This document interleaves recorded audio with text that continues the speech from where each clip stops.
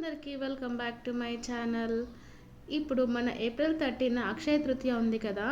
So అందరూ అక్షయ తృతీయ నాడు ఖచ్చితంగా గోల్డ్ కొనాలి అని అంటారు. అది ఎంతవరకు నిజం ఎంతవరకు అబద్ధమో మనకి ఇప్పటివరకు ఎవరికి తెలియదు. ఖచ్చితంగా గోల్డ్ కొనాలా అంటే అసలు అది ఏమీ లేదండి. ఖచ్చితంగా గోల్డ్ కొనాలని ఏమీ లేదు.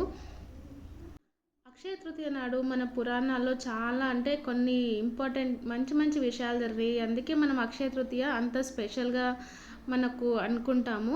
ఖచ్చితంగా గోల్డ్ కొనాలి అనేది అయితే ఏమీ లేదు. అయితే అక్షయ తృతీయ నాడు పురాణాల్లో జరిగిన కొన్ని సంఘటనలు కొన్ని విషయాలు అయితే నేను మీతో షేర్ చేసుకుంటానండి. అక్షయ తృతీయ నాడే ఇదే రోజు త్రేతాయుగం ప్రారంభమైందండి. అలాగే పరశురాముని జన్మదినం.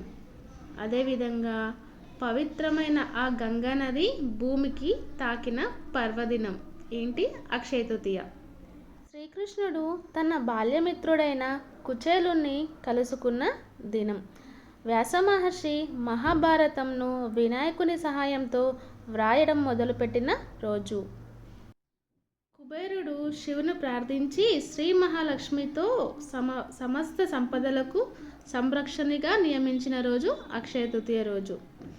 ఆదిశంకరాచార్యులు పేదరాల ఇంటికి భిక్షకు వెళ్ళి కనకదార స్తోత్రం పఠించి ఆ ఇంటికి బంగారంతో నింపిన రోజు.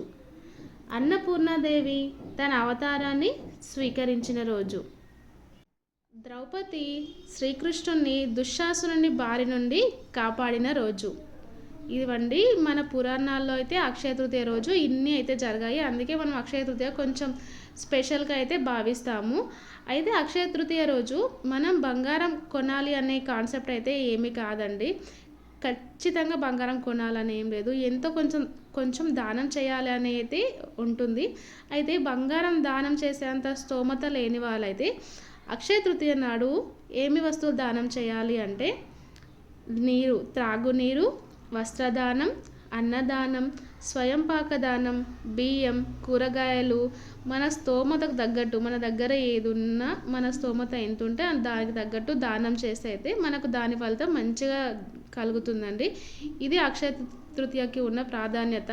ఖచ్చితంగా గోల్డ్ కొనాలి అని అయితే ఎక్కడ ఎవ్వరూ చెప్పలేరండి. వీడియో నచ్చితే లైక్ చేయండి, షేర్ చేయండి. నా ఛానల్ని సబ్స్క్రైబ్ చేసుకోవడం మాత్రం మర్చిపోకండి.